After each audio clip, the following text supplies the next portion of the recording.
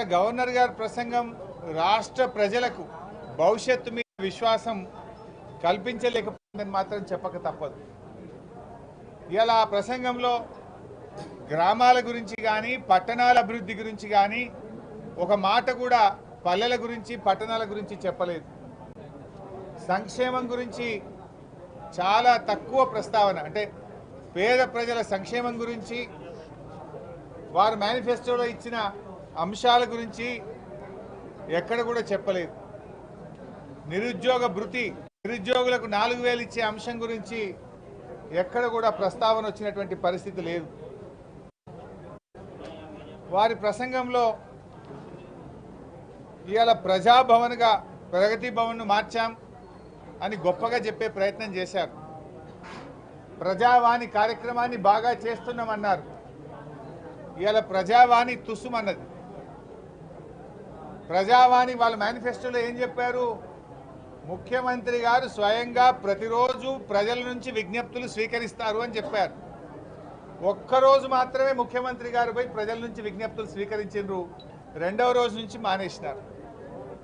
తర్వాత అదే ప్రజావానికి రోజుకొక మంత్రి గారు వెళ్తారు అన్నారు. 3-4 రోజులు మంత్రులు పోయినరు.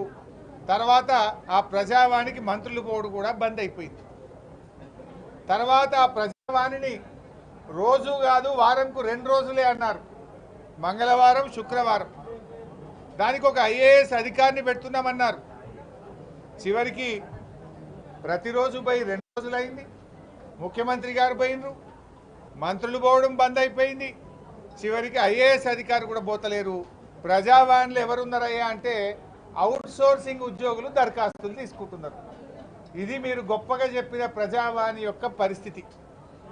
గతంలో మా ప్రభుత్వం ఉన్నప్పుడు జిల్లా కలెక్టర్, జిల్లా అధికారులందరూ కూడా కలెక్టరేట్లో కూర్చొని ప్రజావాణి దరఖాస్తులు తీసుకొని ఎప్పటికప్పుడు పరిష్కరించే పద్ధతి ఉండేది. కానీ మీ ప్రజావాణి ఏడికొచ్చిందంటే అవుట్సోర్సింగ్ ఉద్యోగులు దరఖాస్తు తీసుకునే కాడికి వచ్చింది.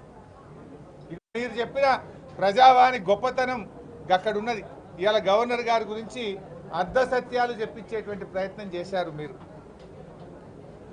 అదేవిధంగా పారాగ్రాఫ్ 5లో గవర్నర్ గారి ప్రసంగంలో 6 గ్యారంటీల్లో 2 గ్యారంటీలు ఇప్పటికే అమలు చేశామనే ఒక అర్ధ సత్యాన్ని చెప్పారు.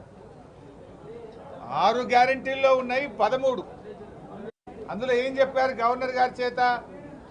2 గ్యారంటీలు అమలు చేశాము. ఒకటి మహిళలకు ఉచిత బస్సు ప్రయాణం అని చెప్పారు. ఇది మహాలక్ష్మి కింద 3ంటిలో 1 మాత్రమే మహిళలకు ఉచిత బస్సు ప్రయాణం. 6 గ్యారంటీల్లో 1 మహాలక్ష్మి. మహాలక్ష్మిలో ఏమున్నాయి? 500 రూపాయల గ్యాస్ సిలిండరు, మహిళలకు 2500 రూపాయలు, మహిళలకు ఉచిత బస్సు. ఈ 3 అమలు చేస్తే ఒక గ్యారంటీ అమలైనట్టు లెక్క. కానీ 3ట్లో 1 మాత్రమే చేసి ఒక గ్యారంటీ అమలైందనేటువంటి ఒక అర్ధ సత్యాన్ని గవర్నర్ చేత పలికించడం ఇది చాలా దురదృష్టకరం. ఈ యొక్క శాసనసభ ప్రతిష్టను, గవర్నర్ గారి ప్రతిష్టను దిగజార్చే విధంగా ఈ ప్రసంగాన్ని తయారు చేశారు. ఈజ్ ఇట్ నాట్ ఏ లై? మీరు మహాలక్ష్మి కింద 3 చెప్పారు, 1 మాత్రమే చేసి ఒక గ్యారంటీ అయిపోయింది అనడం అనేటువంటి ఒక అర్ధ సత్యాన్ని గవర్నర్ గారి చేత చెప్పించారు. 2 గ్యారంటీలు అమలు చేశామని చెప్పారు. ఒకటేమో అర్ధ సత్యం, రెండవది ఆరోగ్యశ్రీ. దాని గురించి గవర్నర్ గారి ప్రసంగంలో నామమాత్ర ప్రస్తావన కూడా లేదు. అంటే దాని అమలు లోపభూయిష్టంగా ఉంది. 10 లక్షల రూపాయలకు ఆరోగ్యశ్రీ పెంచడం అనేది దాని అమలులో అది లోపభూయిష్టంగా ఉన్నది. అందువల్ల దాని గురించి గవర్నర్ గారి చేత ఒక్క మాట కూడా తన ప్రసంగంలో చెప్పించలేదు. అంటేనే దాని అమలు సరిగ్గా లేదని మీరే చెప్పకనే చెప్పారు. మరి నిర్దిష్ట సమయంలో 6 గ్యారంటీలు అమలు చేస్తామన్నారు. గౌరవనీయులైనటువంటి ముఖ్యమంత్రి గారు ఆ రోజు ఎన్నికల ప్రసంగంలో డిసెంబర్ 9వ తేదీ నాడు నేను ముఖ్యమంత్రిగా బాధ్యతలు చేపడతా, అదే రోజు 2 లక్షల రుణమాఫీ చేస్తా అని చెప్పి ఎన్నికల సమయంలో ప్రకటించారు. సరే, వాళ్ళు ఏమనుకున్నారో ఏందో కానీ ప్రమాణ స్వీకారం 2 రోజులు ముంగటికి ప్రీపోన్ చేసుకున్నారు. 9వ తారీఖు బదులు 7వ తారీఖే ప్రమాణ స్వీకారం చేశారు. ప్రమాణ స్వీకారాన్ని ఏమో ప్రీపోన్ చేసుకున్నారు. ప్రజలకిచ్చిన హామీలేమో వాయిదాలు వేస్తున్నారు.